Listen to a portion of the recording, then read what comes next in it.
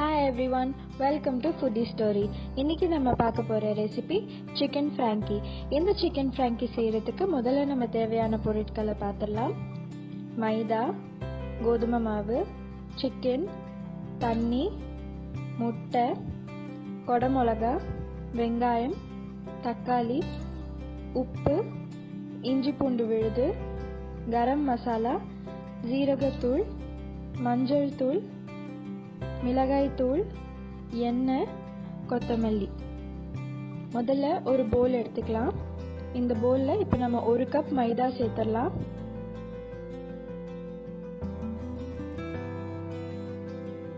இப்போ நம்ம அதே அளவு கோதுமை மாவு சேர்த்துடலாம். 1 கப் கோதுமை மாவு. தேவையான அளவு உப்பு சேர்த்துக்கோங்க. அதோட 1 ஸ்பூன் எண்ணெயும் சேர்த்துக்கோங்க. இதை நம்ம நல்லா பிசைஞ்சிடலாம். கொஞ்சம் கொஞ்சமாக தண்ணி சேர்த்து நல்லா சப்பாத்தி மாவு மாதிரி பிசைஞ்சு வச்சுக்கோங்க. கடைசியில் 1 ஸ்பூன் எண்ணெய் சேர்த்து இதை ஜஸ்ட் கொஞ்சம் க்ரீஸ் பண்ணி வச்சுக்கோங்க. இப்போ ஒரு கடாயில் 3 ஸ்பூன் எண்ணெய் சேர்த்துடலாம். எண்ணெய் சூடானதும் நம்ம 1 கப் வெங்காயத்தை சேர்க்க போகிறோம். சேர்த்துட்டு நல்லா வதக்கி விட்டுக்கோங்க. வெங்காயம் நல்லா வதங்கினதுக்கு அப்புறம் இதில் நம்ம 1 ஸ்பூன் இஞ்சி பூண்டு விழுது சேர்த்துடலாம். அந்த ரா ஸ்மெல் போகிற வரைக்கும் வதக்கிக்கோங்க. இப்போ இதில் நம்ம 1 கப் தக்காளி சேர்த்துடலாம்.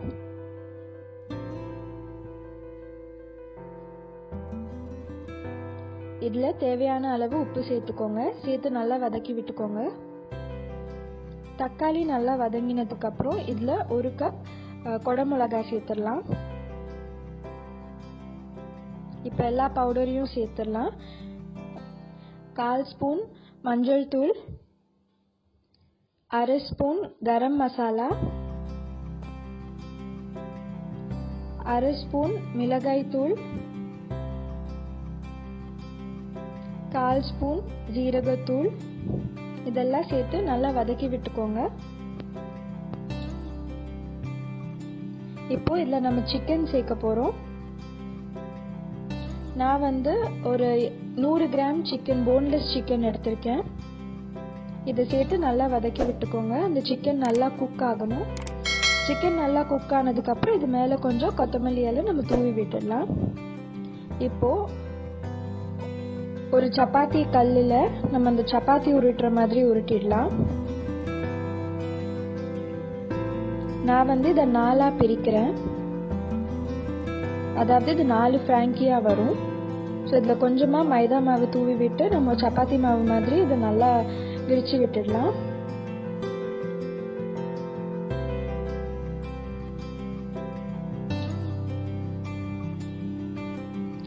இன்னொரு சின்ன பவுலில் அந்த முட்டையை நல்லா ஓப்பன் பண்ணி பீட் பண்ணிக்கோங்க.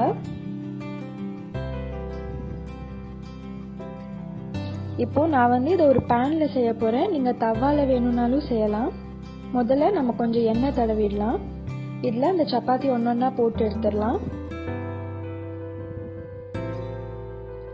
ஒரு சைடு நல்லா குக் ஆனதுக்கப்புறம் இந்த சைடை திருப்பி போட்டுக்கோங்க.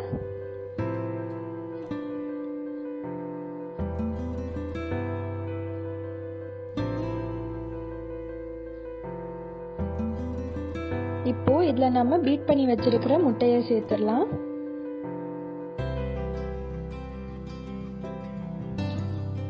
இதை நல்லா ஸ்ப்ரெட் பண்ணி விட்டுக்கோங்க இந்த சப்பாத்தி மேலே.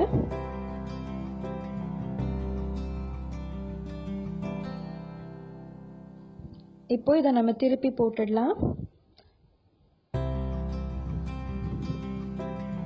இப்போ 2 சைடும் நல்லா குக் ஆயிடுச்சு. இதை நம்ம தனியாக எடுத்து வச்சிடலாம். இப்போ நம்ம உள்ளே செஞ்சுருக்கிற ஸ்டஃபிங்கை உள்ளே போட்டு இதை நல்லா ரோல் பண்ணிக்கலாம். இது மேலே கொஞ்சம் வெங்காயம் வேணும்னா தூவி விட்டுக்கோங்க. இது ஒரு ரோல் மாதிரி செஞ்சு இது வேணும்னா 2ஆக கட் பண்ணிக்கோங்க. அப்படி இல்லாட்டி முழுசாகவே சாப்பிடலாம். இதோட நம்ம சிக்கன் ஃப்ராங்கி ரெடி ஆயிடுச்சு.